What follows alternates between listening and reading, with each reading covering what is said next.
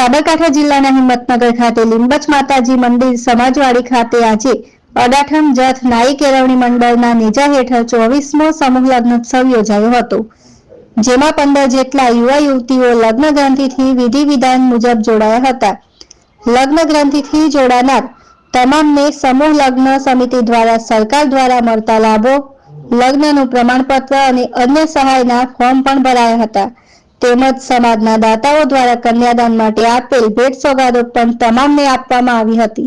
સમાજના પ્રમુખ બીટી શર્મા, ઉપપ્રમુખ વિનુભાઈ નાઈ, મંત્રી જસુભાઈ નાઈ સહિતના હોદ્દેદારો, સમૂહ લગ્ન સમિતિના હોદ્દેદારો દ્વારા તમામ વ્યવસ્થા સુંદર રહેવા પામી હતી।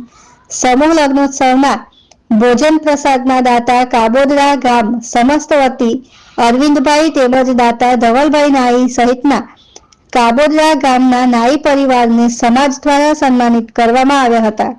અન્ય દાતાઓના પણ આભાર માનવામાં આવ્યો હતો।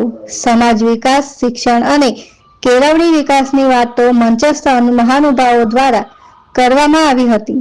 જૂના નવા તમામ હોદ્દેદારોનો સમાજે આભાર માન્યો હતો।